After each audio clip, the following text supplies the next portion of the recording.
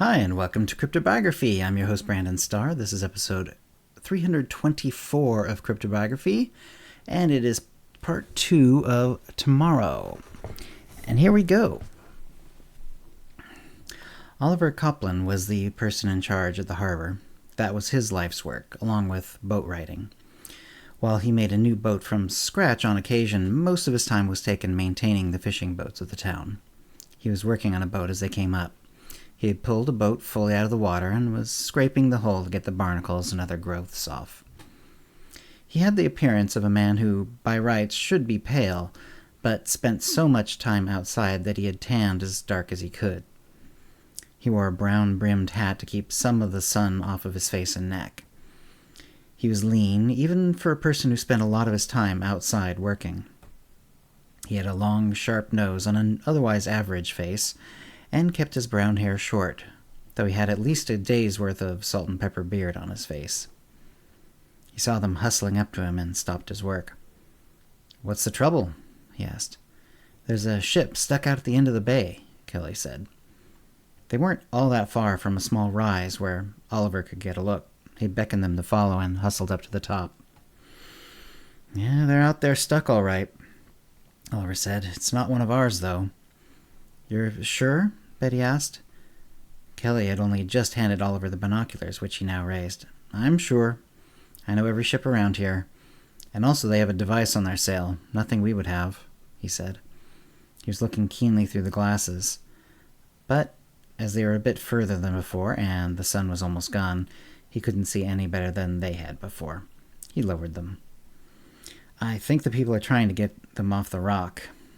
"You're right, Kelly. They've high-sided themselves." Oliver handed the binoculars to Betty, who raised them to her eyes. "What sort of device?" she asked. "A cross." "A what?" "Like a big fancy letter T, or big small letter T," he amended.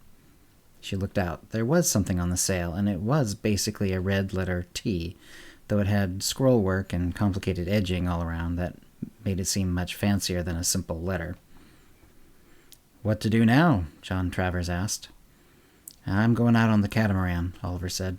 "It's fast, and I'll bring some extra life preservers. They're old, but they still work."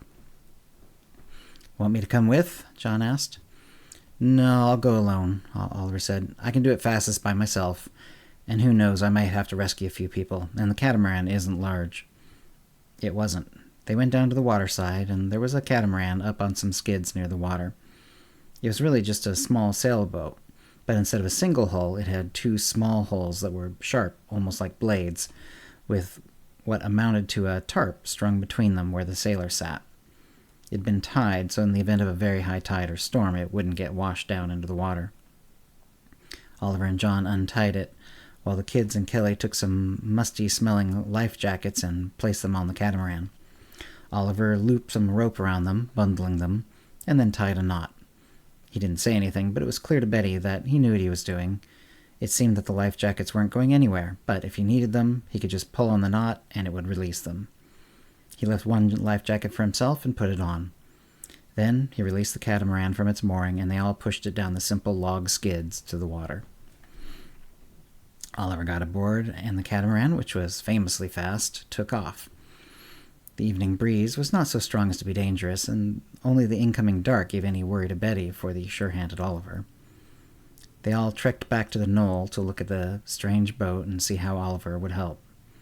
It hadn't gotten much darker yet, and they could still see the sailboat, still in the same place and presumably still stuck on the rock. Oliver's catamaran was making its way out past the furthest finger of land before it could turn towards the bay proper. They watched as he turned and then went more or less directly at the strange boat. As he approached, Betty thought she could see some movement on the strange boat. They all expected Oliver to pull up alongside to give the life vests or ask what they needed, but that didn't happen. As the catamaran got close, it suddenly turned against the wind, which nearly stalled its speed. But the turn continued, and then Oliver was speeding away from the boat. Soon he was coming back towards the skids. All four of the others were there, wondering what had happened. As he pulled up, and it was getting quite dark now, it was clear. There was an arrow sticking out of Oliver's life vest. It went through it, but fortunately at an angle, and it didn't harm him. "Are you okay?" Kelly asked anyway as he pulled up to the skids. "Yeah," Oliver said, jumping off and starting to pull the boat up on the skids. He then took a rope and pulley system and attached it to the catamaran and pulled the little boat up the skids. Then he tied it off. "We gotta keep some eyes on those people," Oliver said. "As soon as I got close, they started shooting at me. Got a couple off before I could turn enough to start putting some distance between me and them." "Are they still stuck?" John asked. "Yeah, but I didn't see a lot of damage on their boat. My guess is they'll manage to get off the rock tonight, even if they have to wait for the tide to start to come back in. They'll be gone by morning." "Why attack when you were just coming to help?" Betty asked. "No idea. With that cross on their sail, they're from the mainland somewhere. We haven't had communication with them for so long. Who knows what they're up to?" That was all Betty learned about that ship. The adults had some people watch it overnight, but the boat had slipped away before the light of dawn. And that's the end of the episode for this week. Hope you're enjoying it. I am enjoying writing it.